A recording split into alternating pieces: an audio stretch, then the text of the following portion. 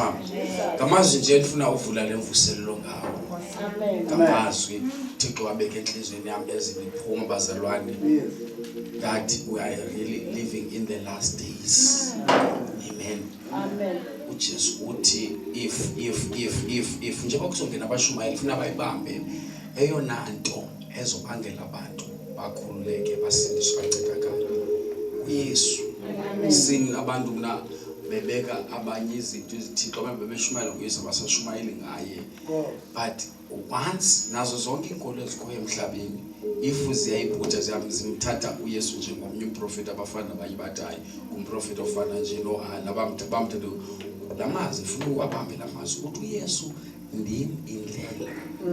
And once kuthethwa ngendlela endleleni kuba khona ama signs kuba khona indlela mase iyakunikeza i-direction akufane ehlathi akufane ijoli lina direction ukuthi abantu kuze bafumane i-direction mabafumane uYesu. Ndimi indlela esoqala emvuselelo we don't care noba umunye umuntu ozoquqa kule mvuselelo but siveza indlela. Abantu bayasafarisha bemasebandleni abantu basafarisha emakhaya abantu babethwa zizwe abantu bekhona abantu balapha ezinkonzweni bayinhluphe ezinkonzweni abantu ngoba abantu banikezwe into wrong.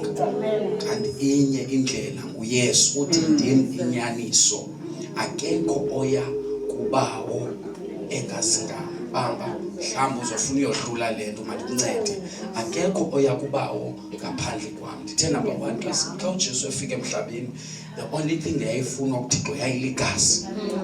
Uthi uYesu ethetha nentombazana equleni uthi uThixo ungumoya. Amen. uThixo ngubani? Ungumoya. Ngamagama uba izono zixolelwa ngegazi likaJesu. Amen. Uba sithi uJesu nguThixo uThixo akakwazi uba negazi ngumoya. Amen. Unyanzeleka nxibe inyama. That is why sithi Philip uba ubone ndinaxesha ngakanani obone mna umbonile ubaba.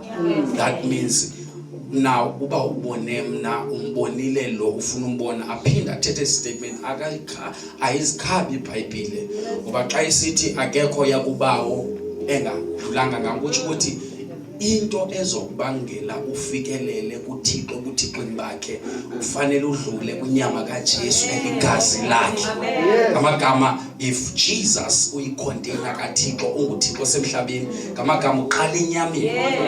Ithi Bible uqala okwamoya uqala okwemvelo which is the flesh ungene ngoJesu. uYesu igate yokuba ufumane relationship noThixo. That is why if we can take serious bazalwane indaba yokukhonza uThixo simbambe uYesu. Athi umhlabelele bambelela athi onke noba kuyehlela noba kuyenyukela kodwa sizobambelela phi esiphambanweni ngoba uThixo akafi kodwa inyama enguJesu iyafa ngoba besidinga igazi kulo. So uthi ke ngoku I am the way. Now as lemvuselelo iqala siyayivula sizothi ayikho ityuwa sizibone sisetshenziswa indambo sizibone sisetshenziswa.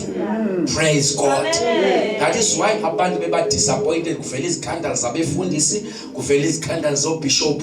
uThixo ufuna ni disappointwe ngabefundisi nibambelela kuba until imiyeke litha nibambelele kuphela. Izininzi izikhandala nangoku nabo bathetha babetha abanye baqamele ngezabo izikhandala. Until abantu bafunda uba noba sinovele sika pastor bengazanga kuye ndizobambela. Jesus is the way.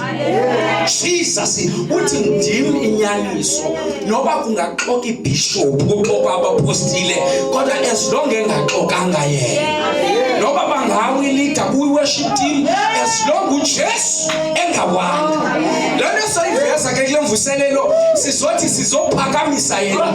Yabona ndayithanda into enzekayo ngoku uyabona kudala ngokusithi izikipa ze-clubs zonikana ku-sisters inhle bazalwane ahlabele worship song ephakamisa umamanini. Ii-clubs zazikhona iiteam zasixa dlalayo kudala zibe namagama apha emqolo ukwenza uba umkhelele lona nguNeymar lona nguRonaldo njalo njalo. But ngoba khona into ixesha isizini apho ufumaniseka awuyifuni igama leplayer.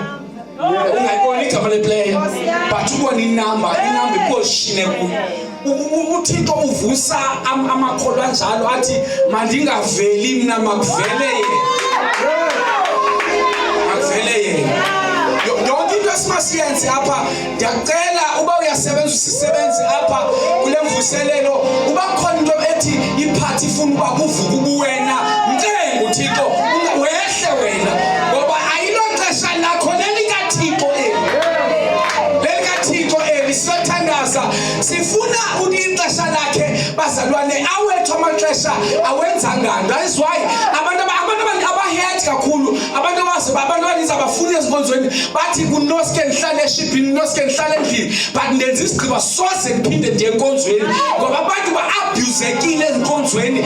Abantu balinyazwa ngabefundisi, balinyazwa ngabantu abakwi-position, balinyazwa ngabantu abathi wobona uThixo esebenzisa abantu bamonelane. Lixesha lithi makaphakame empilweni zethu, makaphakame emvuselelo ngoba izinto zizolunga xa kuphakama yena. Asibe ngenyawo. Sibe ngenyawo. Sibe ngenyawo vala amehlo.